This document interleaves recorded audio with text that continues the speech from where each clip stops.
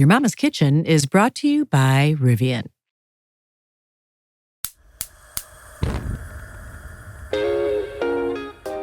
My mom was the biggest party thrower ever, would throw me incredibly elaborate birthday parties, like a 2-day Indiana Jones scavenger hunt.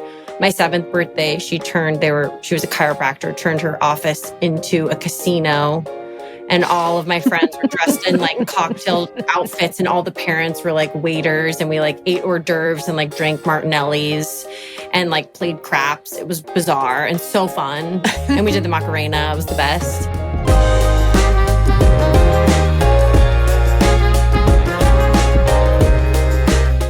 Hello, and welcome back to Your Mama's Kitchen. This is the place where we explore how we are shaped as adults by the kitchens that we grew up in as kids. And not just the food, but all the stuff that happened there. The laughter, the birthday parties, the science experiments, the bills that piled up on the kitchen table, all that stuff.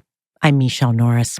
And we are lucky today because we are joined by not just one, but two brilliant guest, Academy Award-winning actress Brie Larson, and chef, cookbook author, and dinner party expert Courtney McBroom. Now, you've probably seen Brie in several blockbusters like 21 Jump Street, Scott Pilgrim vs. the World, Lessons in Chemistry, Room, as the Captain Marvel in the Captain Marvel Enterprise. And you may have seen or tasted some of Courtney's work without even knowing it, because she is the head food consultant on Lessons in Chemistry and the former culinary director of Mofuku Milk Bar in New York City. Delicious. We love that. She's also the founder of Ruined Table, a fun event series about all kinds of dinner parties. We did say she's a dinner party expert. Together, they have co-written a book called Party People, which shares their tastes and recipes to host the perfect party with all kinds of tips, including menus and ambiance and a playlist for every party. Welcome to both of you. Thanks so much for being with us. Thank you so much. We're happy to be here. Yeah, we are. Thank you. And thank you for this cookbook. It's fun. You're Party welcome. People.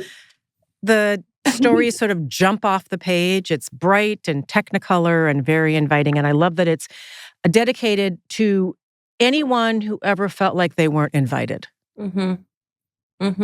Yeah, we just want to get you crying. So, yeah, everybody has a seat at the table. Well, let's start with the kitchen table, because here we always like to know a little bit about the spaces that you grew up in. And could you each tell me a little bit about the kitchen you grew up in? Describe it. What was the mood? What was the vibe? What was it? Sure. What do you remember most? The very first kitchen I remember is in Sacramento. I was born in 89, so sort of that late 80s style where it's tiled white and sort of a light blue with some patterned tiles as well, with like a thick grout. There was the kitchen spilled over into the living area. There was bar stools. And my mom did a trade with a painter, and she painted these bar stools to have little optical illusions on it. There was one that had a lizard crawling up it. And there was one that looked like an apple with a bite taken out of it. And I have to ask her what was on the third one. I feel like it was like a bug or something. I can't remember. But, it was a big deal in our family because my sister and I would argue over who was going to sit on the one with the rotten apple, with the bite mark apple. We didn't want to sit on that one. So you chose the lizard. Of course. And my mom cooked all of our meals. Aside from breakfast, I was always an early riser. And so my mom, at a very young age, she had me set up with breakfast. So I'm talking like 3 years old. I would go downstairs and she got me a little carafe that had the milk in it and a bowl of Pops that had some saran wrap over it. And I would pour my milk over my Pops and watch Ninja Turtles in the morning. And it was amazing. And one of my favorite Christmases in the world was getting an Easy Bake Oven. And once I used up all of the cake mixes, I would use it to make nachos. I thought I was a genius for that. Cooking with a light bulb. Yes. You are a genius. What for else that. can you do? You But melt are some a cheese on genius for chips. that. Yep. Those are my memories. Wow. Okay. So Courtney? my memories, it's kind of weird when I'm thinking about it. I'm like, what? I remember like my first memory was in our house in Wichita Falls, Texas. And I was born a few years before you. So ours was like dark brown tile, like the early 80s vibe. It was like a bunch of brown tile. And this butcher block that my mom had in the center of the kitchen that I remember rolling out pie doughs on with her. There's a photo of me doing it on my Instagram that's I love so much. And that butcher block came with us around. Ended up taking it with me to college at one point, and then to New York City when I moved there, and I've somehow lost it. This is the first time I've thought about it. I don't know where that butcher block went. Oh no. So there was that kitchen, and then I always remember my grandma's kitchens, like my grandma in Texas, and then I had another grandma in Kansas. And anytime I went to either grandparent's house, I was in the kitchen right next to them the whole time, helping them cook, learning. And sometimes they would just let me cook. And I had this thing that I called, and it's in our book, I write about it, called black pepper hot dogs that I invented. And I would just slice them up into really thin coins and like douse them with black pepper, like so much black pepper, like an inedible amount of black pepper. But I would make it, and my grandparents, my parents, everyone would take bites and be like, Courtney, this is so good. And that marked the beginning of my career in food. That early encouragement, though, is important. It really is. It really is. Was the kitchen a happy space for both of you? Because kitchens are complicated. That's where we have permission to let go of all kinds of emotions. I always say it's where we have our loudest laughter, but also our most intense arguments sometimes. It's where... Yeah. It's interesting that you bring that up. Let it all hang out. It's hitting on so many different things. Like I think back, the kitchen was always an inventive space for me. I was homeschooled, so I had a lot of time. My sister went to a regular school, but I wanted to be homeschooled. So I had a lot of time in the kitchen on my own, and I was encouraged, even though my mom always made dinner and it was like a thing that we had dinner together every night. But the rest of the time, I was always encouraged to make my own meals, and I became very inventive in that way. But now that you're mentioning it too, it's like, it was also the place where I, from a young age, was frustrated because I wasn't good at math and like struggled with my math homework at the bar, in the kitchen. I also remember then later in life going through a terrible breakup with an ex-boyfriend. And in the middle of an argument, we were exhausted from arguing. And he was like, I'm going to cook an egg. Do you want one? And I was like, yeah. And we just had this like breakfast where we both knew that it was the end, but still were sharing a meal before we started arguing again. And so I think what you're landing on is absolutely right. It's a place where so much happens. And the food is there as kind of this vessel as part of it. We all get drawn in like moths to the flame of the kitchen. Yeah. Oof. Yeah. What about you? That scene you just described is a pretty potent cinematic scene, right? I know. The last egg. I really think about it a lot because it was my first big breakup. And I remember specifically that moment going, wow, I didn't realize that breakups were so complex, where you could still like basically take a break from arguing to share a meal and then just like have the fuel to pick it up again and try. We were still trying to make it work, but we also like knew that it was all falling apart. And it's everything happens. Everything happens in the kitchen. Yeah. It's where multi-generational too. Yeah. That's where parties always end up in the kitchen too. Yeah. For me, it's interesting. Like my parents got divorced when I was quite young. And I remember when they were still married, my dad was very strict. And I remember I was probably 3 or 4 or 5 years old sitting at the dinner table. And I always remember my parents getting in fights because my dad would be like, Courtney, sit up straight. Courtney, don't chew with your mouth open. And my mom would be like, Bob, she's just a little kid. Let her do what she wants. And my dad would be like, no. And like, I'm glad that he did because I sit up straight and I keep my mouth shut. Actually, I talk with my mouth full all the time. What am I saying? And then they divorced. And then my mom went back to work and she was working nights as a nurse. She went back, she got her master's degree. She started working night shifts as a nurse. And so my sister and I kind of became latchkey kids, and I was older. So I was in charge of like we had like a babysitter, of course, but then like as we grew older, we didn't need one. And then I was in charge of like feeding us. So I was making like tuna helper and like, or a lot of times we would just eat a gallon of ice cream. And, it was so fun. Like at the time when we were kids, like we were like that age, we were like, oh, let's go to our house. It's the party house. There's no parents. So I kind of, and then when my mom, when my mom was there, because she didn't work every night, she was so exhausted that we would go out to dinner. So like we went to the Olive Garden like regularly. We were at the Olive Garden, we were at Chili's, we were at Applebee's. It was a small town. Those are the options. So yeah, it's interesting that I became a chef because, I have had like kind of a strange connection with food my whole life. Some really good, some like not as great. But, again, food brings us together. And when I was having parties at my house, we definitely ended up in the kitchen when we weren't secretly smoking weed. Did I hear you say that you would sometimes have a gallon of ice cream for dinner with your sibs? Yeah. Oh yeah. Chocolate chip Haagen-Dazs. And did you tell mom about that, or that was just shh? She wouldn't. We're not sharing. Yeah, she didn't ask. She didn't know. It was our little secret. Eventually, Brie, you moved to Burbank, California, because you were interested in acting at a very early age.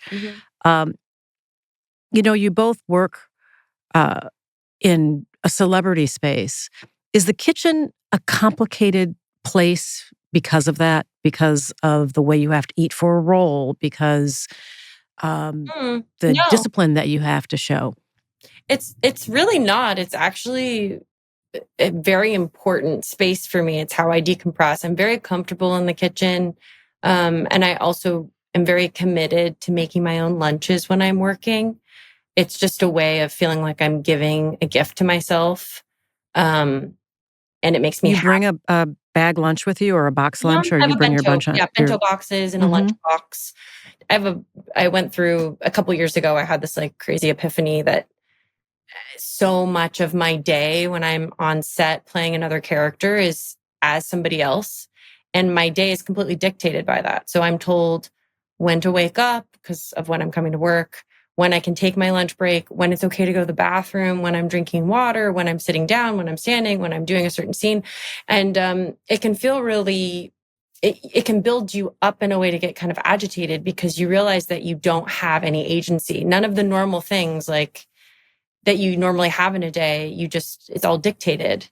And it's kind of silent. You don't realize it's happening until at the end of every job, you're like, oh, I just want to be free. And you're like, well, why was that the case? So one thing for me is having a lunch that I've made that's like my choice, because outside of that, it's going to be a catered lunch. And they're like, today you're getting eggplant parmesan. You're like, oh, but I really wanted noodles, or I really like making khichdi it's like my go-to whenever I'm filming is I make big pots of khichdi, which is like an Ayurvedic lentil rice dish.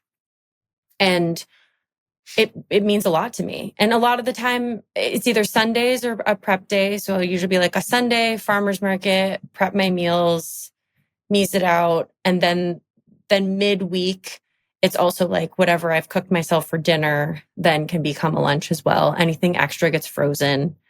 This last job I was on, I was by myself for a lot of it. So like I made like a big pulled pork roast. And then like, obviously the smallest amount for that is going to be like at least 4 meals for me. So you freeze it. But you have it and it feels like a gift to yourself. And then for roles and stuff, there's of course characters I've played where I've had to make like sacrifices and you're on like more specific diets or, even things like having less sodium is like really not fun. But I don't have a relationship with food in that way where it's felt like imbalanced in some way. Like I've always worked with a nutritionist with those things. There's always a way, like that's part of the ingenuity part is I feel like I'm the type of mind that wants to fix things. And so if I'm like, okay, I need to like eat 100 grams of protein a day now, what am I going to do about that? Like, how am I going to have fun with that? How am I going to like figure this out so that this doesn't feel like a chore? And then food tastes really great on the other side of it too, but it's nothing is forever. So nah. Yeah. Food is too important to me, really. I always say, like, I don't really hate myself enough to be restrictive or exercise more than I ever want to. I like myself too much to care about that. That's good. Listening to you talk about that, it sounds very much like your character in Lessons in Chemistry. Like I know. you are, There's a reason why very in line. It's like, it felt like you went into character for just a moment. Well, and I think Elizabeth, that character, she was my awakening with specifically making my lunch. Up until that point, I was really big on Sunday farmers market, food prep day, and I would make my dinners every night.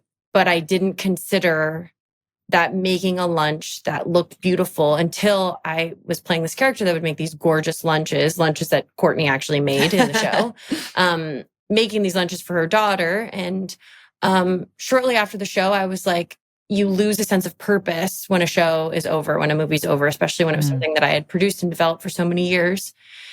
And I felt like I had all of this energy and output that I wasn't going towards the show anymore. And I didn't know where to put it. And I was single and was like, immediately you go to, I want friends to come over. I'm like, wait, but I need to slow down and maybe I need to learn how to make a meal for myself. Like I will go out of my way to roast a chicken because a friend is coming over, but why wouldn't I do that just for a solo night by myself? And so it became, after the show, this inspiration and this residual, like characters, or when you finish a job, there's always this process I call like unpacking the suitcase and sorting through. And there's like certain things that you're like, I can donate that. I don't need that. Like there's certain parts of certain characters that you're like, I don't need to take that on in my life. And other things that you learn from characters you play that you're like, actually, that's going to stay here.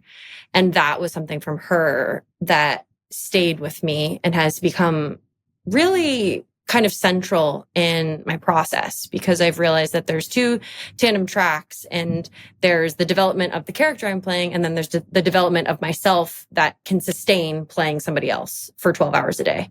And both need to be thought about and considered before you start filming. Courtney, did Elizabeth stay with you too? Because you were portraying Elizabeth also. You were portraying her culinary personality. Yeah, I felt like, in the same way, like Brie was like, there's a reason why I wanted to play this character. Same for me. I was like reading the script and I was like, I am the perfect person to do this, because I feel like I am Elizabeth, like everything about it. So again, like, yes, many parts of her stayed with me, but also many parts of her were already there, like her attention to detail, her perfectionism. And it was really nice. Her arc in the show, I guess that is something like I realized in the show, I was like, in the same way that she realized that like not everything has to be perfect. And she found like, different ways to bring people together without being so like strict. Like this, I felt like I loosened up a little bit too, which was cool. How much did you all know each other before you worked on Lessons in Chemistry? 10 years. Yeah. Best friends. Mm-hmm. I guess it wasn't 10 years. Tell us the story. It's probably like 8 years. You have a wonderful meet cute story. Maybe you should share that. Okay, so it was a mutual friend's presidential debate party. Arguably not a fun party. Yeah, the least fun party. and I was making my world famous queso, and I was in the kitchen and like I had all the ingredients in the pot and it was like melting slowly and it was still like gloopy and most certainly not ready to be eaten yet. And Brie walks in and she's like, what's that? Grabs a chip off the table, dips it in. She's like, it's the best thing I've ever tasted. And like, I knew immediately that we would be best friends. Anyone who loves queso on that level is a friend of mine. And it just snowballed from there. Mm-hmm. And you're both natural hosts. Mm-hmm. You like to throw parties. Yes. Yeah, we've been doing it. Did you grow up with party throwing people? I did. My mom was the biggest party thrower ever, would throw me incredibly elaborate birthday parties, like a 2-day Indiana Jones scavenger hunt. My 7th birthday, she was a chiropractor, turned her office into a casino. And all of my friends were dressed in like cocktail outfits, and all the parents were like waiters, and we like ate hors d'oeuvres and like drank Martinellis and like played craps. It was bizarre and so fun. And we did the Macarena. It was the best. So I grew up with this, like, we do Easter Olympics every year. It's now turned into like Easter Olympics. It's deal or no deal. Every holiday is like a massive event. And that then once me and my sister were a little older and my mom wasn't just like a stay-at-home mom. I mean, I say stay-at-home mom, but also she was like a single mom who was like doing the hustle that only single moms know how to do that, like was seamless, and she was always there for us. And I don't actually know what her jobs were at that time.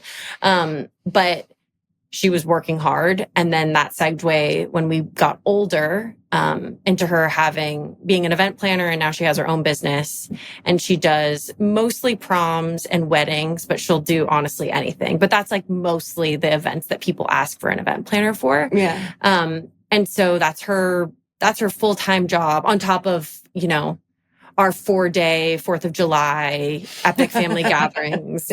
4 days? It's 4 days? 4 days. Yeah. Courtney went last year. It's exhausting. It's a lot. It is so fun though. There's a night that's just glow games. So you wear glow in the dark outfits and play with glow in the dark games. She builds like a huge battleship game that you're playing, or like glow in the dark badminton. It's like, it's a whole thing. Yeah.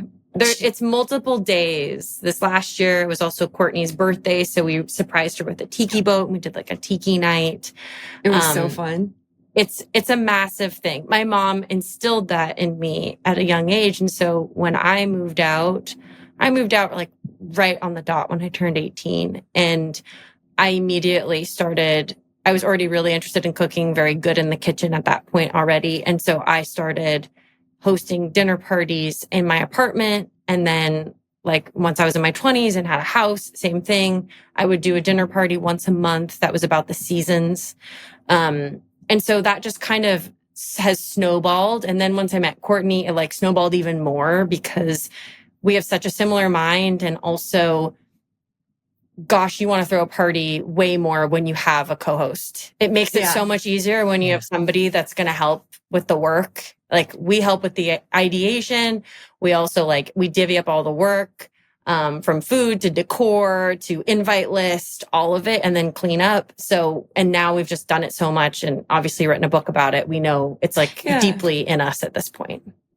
Yeah. That's one of the lessons in your book is get yourself a co-pilot if you're going to do this. And I want to ask you about that in a minute. But first, hats off to your mom, Heather.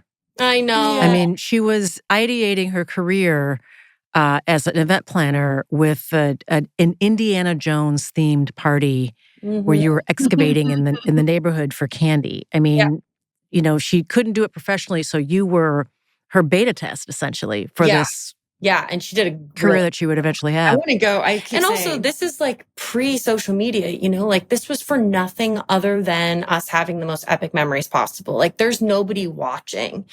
And like she was making for like I think it was like my 6th or 5th birthday. It was like a luau, and she carved a cake into a volcano and put dry ice in it. Like nobody was doing cakes like that. Now there's all these shows that are like, is it cake? My mom was doing that when I was a kid, when I don't even know how she figured that stuff out or knew how to do it. She just has an incredibly creative mind. And she's also is my grandmother's daughter and is incredibly hospitable. It's like hospitality. It's like, it's Christmas time, and my grandma to this day has like a list of 100 people that are getting a gift basket that has her jelly in it, that has her pies, that has her cookies, all of her crock-pot candy, like the whole deal.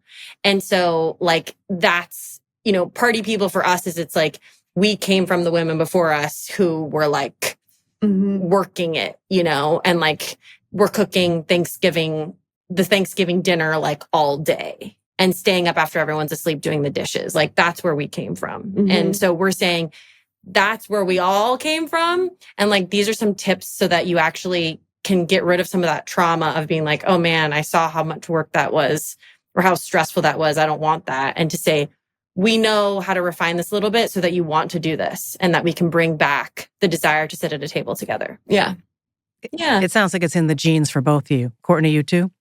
Oh yeah. I mean, both of it was my grandmas who really, again, my mom was like also a single mom working her butt off at night. And so, and when she wasn't working, she was exhausted. So we would go to my grandma's house and like we would be cooking together. I remember she would make me, what was it? It was like cinnamon sugar toast. She's just like putting a little butter on a piece of white sandwich bread, a little bit of cinnamon sugar. She didn't even, actually it wasn't even a toast. She wouldn't even cook it. She wouldn't even toast it. It was just like the raw part. And it was so good. And like all those like magic treats that your grandmas make for you. That's just like, they make you feel like the most special, loved person in the world. And she also gave me my first cookbook, which is the Care Bears party book.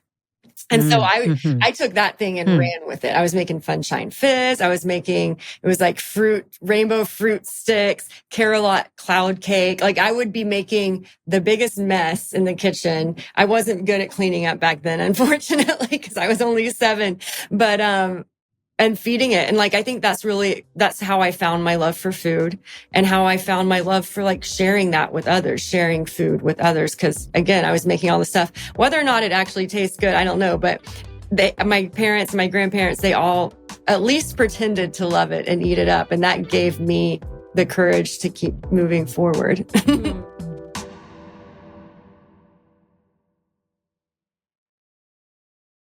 Before we continue, I want to take a moment to talk about a really important topic, and that's hope for the future. On Your Mama's Kitchen, we hear from all kinds of guests about the different kinds of hope that they fostered in their childhood kitchens. Hopes of pursuing their dreams, hopes of becoming a star, hopes to spread their culture to the world.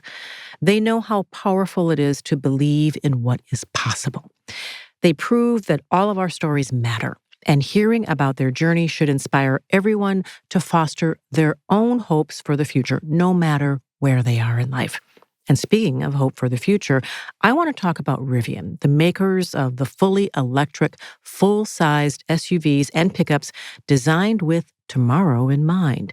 Our friends at Rivian have given me a vehicle, and let me tell you, it has been incredible. Driving a fully electric SUV that fits my lifestyle so beautifully. It's got capability. It's got tons of storage. It's beautifully designed. We're tall people in my family, and everyone fits and everyone is comfortable, even if we're using all 3 rows. It's packed with over 30 sensors and advanced safety features to help keep your loved ones protected.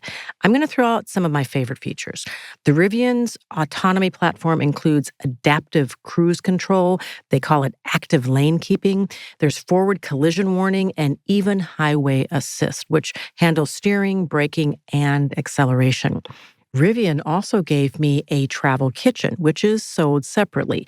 It has a 2-burner induction cooktop that fits right on the tailgate. I love it so much because whether I'm at a sporting event and I want to cook up some hot chili, or I'm visiting the beach and I want to cook up some seafood that's right from the ocean, or if I want to make some eggs after a long hike, I could just fire up that kitchen and serve up something delicious while I'm on the road. It's got hangout lights at the top that sort of dangle over the top of the cooktop, so I can even cook when it's starting to get dark outside. Rivian is on a mission to build a sustainable world, one that is rich in wonder and adventure and full of hope for future generations. Who doesn't love that? Learn more at Rivian.com. Do you have a dream trip on your bucket list? I do. Actually, I have several of them.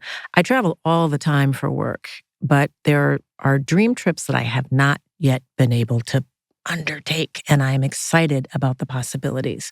There are some countries I haven't been able to get to, or at least not as a tourist.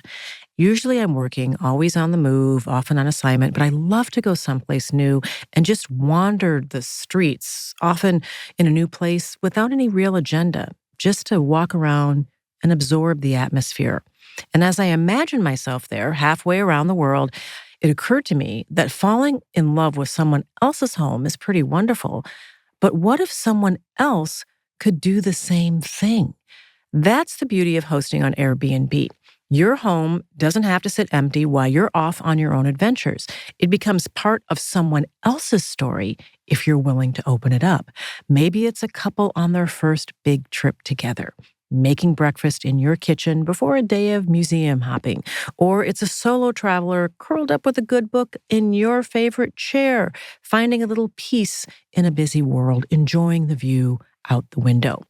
Knowing that your space can give them the same sense of comfort that you look for when you travel, well, that's what makes hosting on Airbnb so special. Of course, the extra income doesn't hurt, especially when it helps fund that dream trip that's on your bucket list. Your home could be worth more than you think. Find out about its potential at airbnb.com/host. The Thanksgiving table is more than just about meals. It's about creating a holiday story. And every story needs the right ingredients. And when it's Thanksgiving, well, the turkey is the star of the show. And I'm going to share a story with you that I'm not particularly proud of. When I was a lot younger, a lot newer in the kitchen, I was having a hard time nailing the turkey. And I needed a replacement turkey. And I was frantic to find one. And guess what?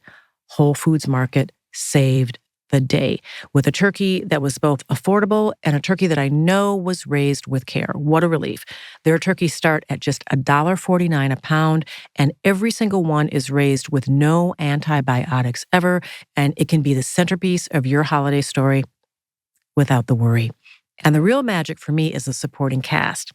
The sides, that's where the magic happens. And I lean on Whole Foods 365 brand for all the things that I need. It's my secret for a flawless, affordable feast. And we're talking organic carrots for that perfect glazed dish.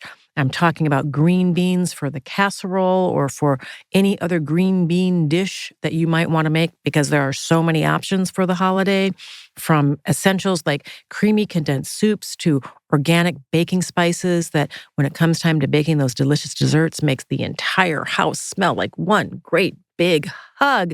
And for those moments when guests arrive and you're still in the kitchen, but you need to have something to greet them with that tastes delicious, well, those 365 frozen appetizers will always do the trick. The quiche trio or the butterfly shrimp can be lifesavers, and people will remember it and they will talk about it for years to come. They feel special and they let you finish up in the kitchen. Enjoy so many ways to save on your Thanksgiving spread at Whole Foods Market, and I hope the holiday is bountiful in all the best ways. We all know that food waste is bad for the planet, but that doesn't mean we're ready to start a compost pile or we're okay with having a smelly fruit fly condo compost pail on the counter. That's why I am so into the Mill Food Recycler. The whole idea is to make keeping food out of the trash as easy as dropping it into the trash. I just add my scraps, and I mean like almost anything. I mean anything from chicken wing bones to avocado pits to cantaloupe rinds, and Mill runs automatically while I sleep. I can keep filling it for weeks, and it never smells. What really surprises me is the peace of mind. I used to feel guilty every time I tossed out wilted spinach or half-eaten leftovers. Now I just drop them into the bin, open the lid, drop them in, and I know that they're going to a better place.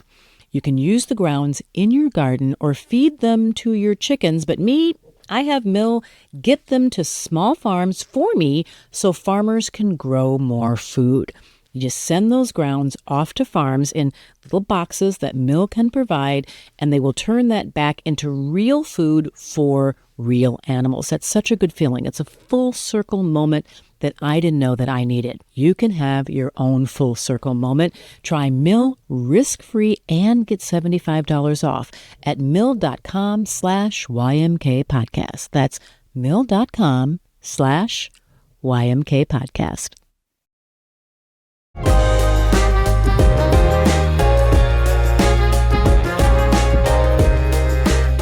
I've been reading a lot about the introduction of convenience foods, and you both mentioned some of the stuff you've grown up with, like, cold cereal. I think you mentioned tuna helper. There is a worry in the food industry that America was going to introduce a generation of young people who didn't know how to cook, didn't have any interest in cooking because everything came out of a box or a can or was meant to, be done quickly. And that hasn't happened. In fact, younger people are much more interested in food and going back to the land and cooking, ingredient cooking, where you're actually going, as you mentioned, to the farmer's market, where you're actually going to the source, where you're, maybe getting the box every month or maybe every week that comes from the local farm. Are you seeing that in your life? And is that something that is reflected in the cookbook that you're writing now? Oh, completely. I do though. Yeah. I mean, I think it's a combination of both, right? Like, I think it's important to like go to the farmer's market to support like the local farms, to support, the local restaurants and mom and pop stuff and to make things from scratch. But I also think it's important that like to give yourself the grace of like, I'm exhausted. You know what I'm going to do is like make tuna helper. I think it's important to have both. It needs to be a balance. I think you can go too far in either direction. And I think that is quite well represented in our book. Actually. It was actually hitting on a huge topic of conversation we had when we were considering the recipes that we would put in this book and how we'd go about it. And like, for example, one recipe that didn't make it in the book because in our discourse back and forth, we couldn't figure out where we would land on this, which is like, my favorite dessert in the entire world is this pistachio dessert that my grandma would make. And it's just like a very simple, like walnut and graham cracker crust with pistachio jello and Cool Whip. That's it. And we were like, this is the best dessert ever. But can we live with ourselves if we say you're going to buy instant jello and you're going to buy Cool Whip? Because like, is that food? Yeah. Is that food? Like, are we saying that that's a recipe? Well, it's instant jello pudding, right? It's like the jello it's pudding. The jello pudding. Yeah. Sorry. But to be clear, it's not jello, it's jello pudding. But it was this thing where we're like, okay, another example would be our Party People punch, which like, I was like, this has to taste like Minute Maid fruit punch. And in all of the testing of freshly squeezed juice and all of these things that we went through, it was like, actually Minute Maid fruit punch tastes that way because it's 5% juice. Yeah. And you can't get that with all of the stuff. So we had to put Minute Maid fruit punch as an ingredient in our Party People punch. And with that, we also said, listen, if you want this to taste extra good, buy your oranges, buy your limes, juice these and pour them in. And also, if you don't have time and you're hosting a bunch of people and you're like, I don't have time to like juice to make, 2 cups of orange juice, buy the orange juice that's already made. It's okay. Don't let that be the reason why you don't make this or the reason why, like, we're trying to get rid of the perfectionist part too. So to your point, it's like, you can be interested in the food chain and you can be interested in knowing where things came from and what is food. Like, okay, outside of instant pistachio pudding, what the heck is pudding, Yeah. And also you can be like, and I like what I like. And like, I work really hard and I want to pop a frozen pizza in the oven. Like the book holds both for us where we're like, be realistic about where you're at. It's okay. We don't need to make all the food poison. Like, let's enjoy ourselves and do the best that we can. Well, and also like as a professional chef, like I'm so like cooking is my job. When I'm not working, I don't necessarily want to cook for myself. I want to pop a frozen pizza in the oven or eat a peanut butter and jelly. There's I mean, that's like, I feel like it's such a stereotype with chefs and it's true for a reason. It's like when food's your job, you don't necessarily want to like come home from work and then spend another 2 hours cooking yourself dinner. You want to like stop at Taco Bell or you want to like order ramen takeout. Did you say Taco Bell? Now that surprised we me. Both are huge Taco Bell lovers. And we will not apologize. Really? Yeah, we love Taco Bell. We ate it like yesterday. What's your go-to at Taco Bell? Well, we're both the same. We have the same taste. So of course we both want a Mexican pizza. Yeah. But then I like to go for the crispy tacos supreme, 2 of those on the side. And you prefer I do another burrito. Yeah, I usually do a burrito or I'll just do like a tray of nachos. But yeah, usually a burrito with a side of nacho cheese and then I dip the bean and cheese burrito in the nacho cheese. See, it's a balance. I did not think that we were going to be talking about Taco Bell. Surprise, surprise. But yeah, it can be, it's not either or, it's everything. And then like the other day we went to like the most amazing dinner at this restaurant in New York called Sun's that is just got gorgeous. Yeah, like the most beautiful Korean food made by the most beautiful woman. Her dad goes diving for the scallops every day that we ate. And and so it's like again, it's both. Like sure, did we have Mexican pizza for lunch that day? But then we had a really nice fresh scallop. Balance. You do a little bit of both. Since we're going into the holiday season, I want to get some entertaining tips from you. So what are 1 or 2 things that people should think about beyond having a co-pilot? Find yourself a hosting buddy to make it easier. What are 1 or 2 or 3 or 4 things that people can do to lighten the load? Because even if you entertain a lot, you feel like a freight train is on your back sometimes. Of course. Timing is difficult. Do I want to have 6 people or 10 people? Figuring out the mix. You mentioned the music. A lot of times, I have this great party, but I forgot to put together a playlist. Why didn't I put together a playlist? So what are 2 or 3 or 4 things that people can think about, especially with the holidays coming up? Everything you can do in advance, do it. So like, don't be like, I'm going to have a party tomorrow. Like, I'm going to have a party in 2 weeks. When I have in my free time between those 2 weeks, I'm going to make the playlist. I'm going to make any decorations I want to do. I'm going to I'm going to decide on the menu and I'm going to back it out. And anything that can be made in advance, I'm going to do that. Anything that can be in the freezer, like meased out in advance, I'm going to do that. I'm going to figure out what platters are going to be used and stage it. And I'm going to put a little Post-it note inside to be like, this is for the roast chicken. So I don't forget. And in our book, we've done that for you. Anything that could be made in advance, we note it. We create prep lists for you so you can like follow the prep lists. And I think that alone it's so freeing. And we have millions of more tips. Do you have a tip you want to give? Yeah, I do. I mean, my mom is the queen of this, but thinking about budget, I think budget, especially when you're getting into like holiday season and you're imagining like having 6 people over, that's expensive. It doesn't matter who you are. It's expensive. So my mom is the queen of this, where she will think about, okay, Thanksgiving is coming, and she will start to note when there's sales for things, when there's things, and she paces it out. So she's, first of all, not spending a bunch of money in 1 week. She's building it over the course of time. And then the other one is actually creating a budget, which is like not the fun conversation to have. But if you do that, it helps you. It'll help you make your menu because you'll know what it is that you can afford to make. If you realize that, it'll help you say no if someone asks for a +1 that you're like, I can't afford. I know it's like going to cost me another $20. I can't do that. It will make you ask for help, meaning have someone bring ice, have someone bring a bottle of wine. If you're feeling really cozy, ask them to bring a side dish or like an appetizer, a bag of nuts that you guys can have as like bar snacks. It's okay. But I think being realistic about those things will allow you to feel really comfortable and less stressed out.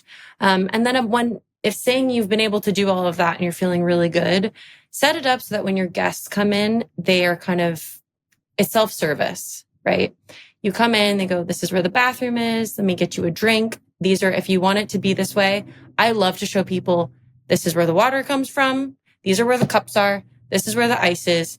From now on, for forever, you're allowed to grab those things. You don't have to ask me for those things. And so then it's set up. Everybody's seated over here. I like to put a jigsaw puzzle in the area that I want people to congregate, for example. People will go towards that.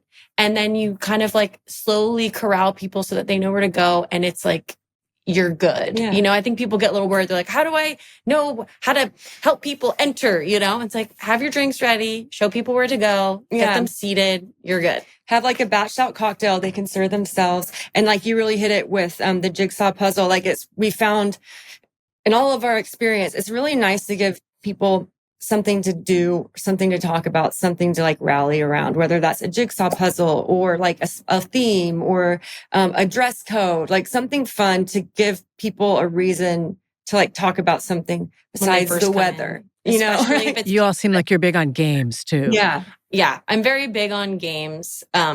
Again, because they're a container. And I also feel like games and dress codes are things that people are really intimidated by. And I'm here to encourage people that it will make your party so much easier. If you're not somebody that hosts often, like one party we haven't thrown that we really want to do is the wear something that you never get to wear, but you always want to party.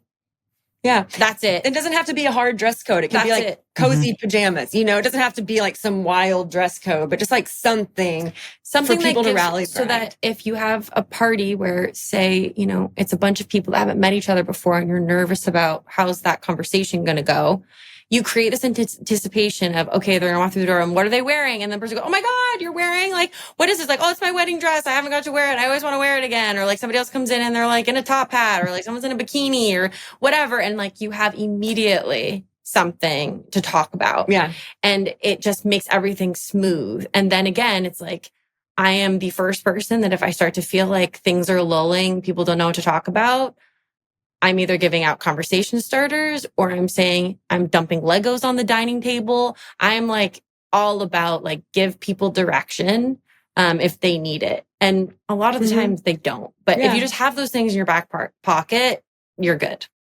I noticed in the book that the tables don't look fussy. Like when you set up the buffet, it doesn't look like you've spent 5 hours trying to lay out the perfect floral arrangement. I mean, sometimes there's Corningware, the main dishes. It looks, there's vintage on almost every table. Is that a residual from Lessons in Chemistry? Do you guys just both love to roam flea markets, or what's the message there? Yeah. I think the message is like, not everything has to be perfect. Like use what you got and don't stress. That's also another hosting tip. Don't stress about it. You don't have to have the perfect plates. You don't have to have the perfect napkins. It doesn't have to be all perfectly set up and match. Yeah. The most important thing is that you're doing it and you're inviting people over, and like, we all need to get together in real life and break bread together. Like, don't worry about whether or not the china matches. Exactly. And again, part of why it looks like that in the book is because that's what we like. Part of it is because we were in charge of the photo shoot. And so we're using our own plates. Like a lot of the stuff is a combination of Courtney stuff, my stuff, and my mom's stuff. Because my mom has a lot of things from doing. Yeah, I noticed like the tiki, like someone has been at Trader Vic's or something. Like the little, exactly. Exactly. So all of the toys and stuff are mine too. It's like, and some in Courtney's I have robot. a robot. My robot son. So all of that stuff is like our actual stuff. But it's like, it's encouraging people to say like, go to your local Salvation Army or Goodwill or whatever, your charity shop, and like buy a bunch of stuff that's like cheap that you think looks cool. Doesn't all have to match. And it's going to be the stuff that like, if someone passes the bowl and they drop it and it breaks, you're not going to cry because it was like your great grandmother's heirloom. Like, have stuff that you like that you're actually not afraid to use. Because again, people are like, if we're trying to tell people there's a list of things that stress people out and we're here to help you alleviate those, that is one of them. And it's all wrapped up in this thing about feeling like hosting a party is like your opportunity to display how perfect you are. And we're here to say like, you're not going to do it. You shouldn't do it. It's not the best party if you do that. Make it so that it's easy and comfortable for people. That's including yourself. Because if you're not having fun, if you're not relaxed, your guests are going to pick up on that and they're going to be like this. Like the best thing you can do and they're going to taste it in the food. Yes, and that relax. too. So like figure out what it is you need to do to be relaxed at your own party and do that. If that means like maybe you're just cooking one recipe and you're ordering takeout for the rest, maybe that's what it is. That's okay. We're not here to tell you what to do other than just please have a party, invite your friends, invite your family, invite your chosen family over and get together because we all need to be supporting each other right now, It is a time where people really are feeling a need to come together. Yeah. And exactly. that's the message in the book. We always gift our listeners with a recipe, and you chose a recipe, of course, from your book. Yes. We're going to talk about Courtney's grandma's Texas sheet cake. Yes. Is that correct? Yeah. That was the cake that I was talking about earlier that my grandma has been making since I can remember. It was every time we went over to her house, she would have it already cut into little squares, and she would do half with pecans on top and the other half plain because my dad, when he was a kid, he didn't like nuts. And so he wanted it plain. And so she continues with that tradition today. And I can hear her sweet little voice. She's like, do you want yours with nuts or without nuts? Strong, like this Texas accent is strong. And I would go from one or the other because I like both. And it's this moist, fudgy, really light chocolate cake. And then you ice it when it's hot straight out of the oven. So the icing kind of melts into it. And then you either top it with nuts or you don't, depending on if you're a nut person. Or do half and half. Yeah. And is it dark chocolate or milk chocolate? Does the chocolate make a difference? Chocolate is cocoa powder.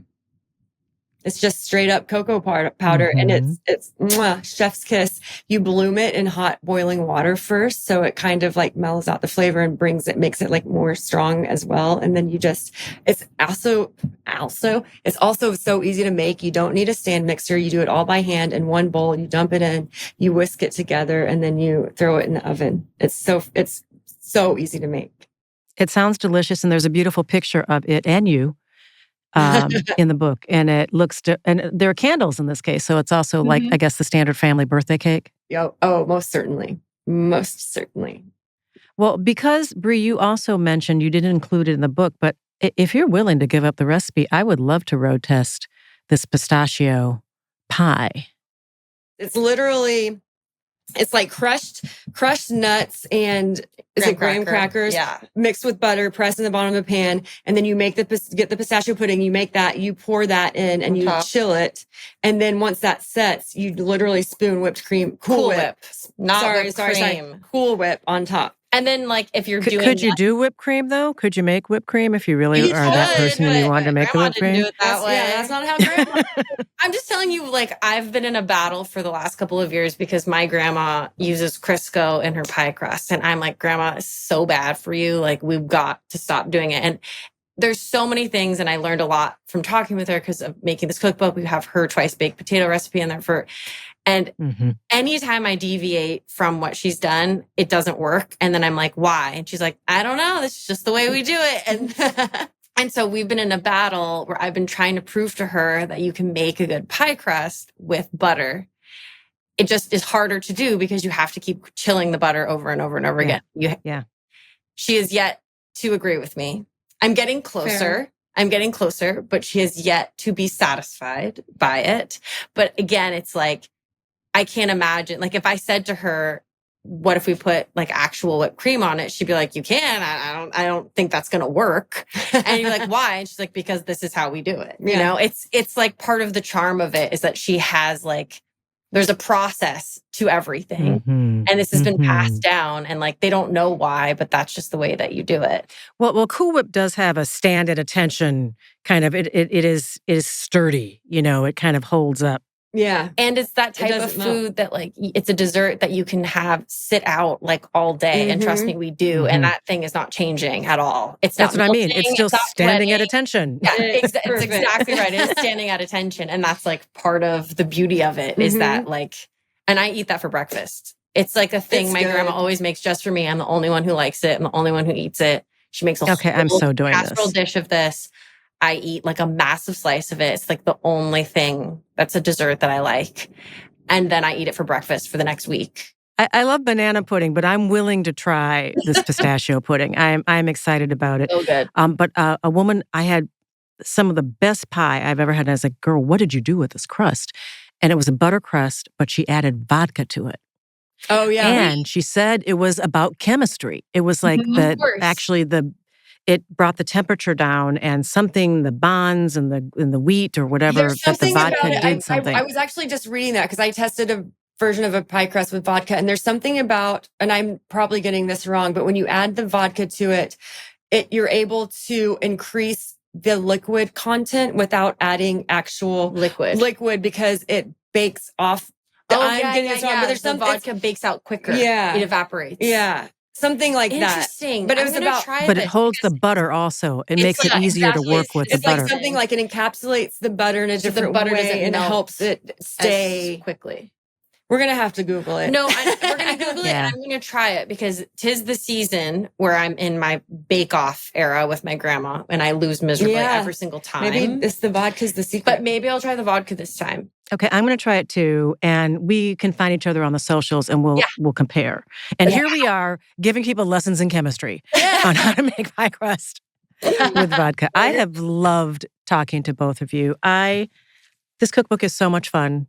And I hope it finds itself in many a kitchen and under many a tree. We hope so too. And whatever holiday you celebrate, you will find a way to celebrate it with much more merriment in the pages of this book. Thank you so much. We loved this conversation too. Yes, it was really good. Thank you so much. Yeah. Best to you. That was fun. And I hope you all leave this episode more ready to host your own dinner parties or your holiday celebrations. I want to remind you that, as always, our inbox is open because we want to hear from you. We want to hear about your mama's kitchen. We want to hear about recipes, memories, maybe your thoughts on some of the previous episodes. You can record a video or make an audio recording and send that to us at ymk@highergroundproductions.com, and you might just hear your voice on one of the upcoming episodes. And if you want to try the Texas sheet cake. You can find that at our website. That's yourmamaskitchen.com. And when you're there, take some time, scroll through, because you will find all the recipes for all the previous episodes, and there's some good stuff there. Thanks for being with us. I hope you come back next week. And until then, be bountiful.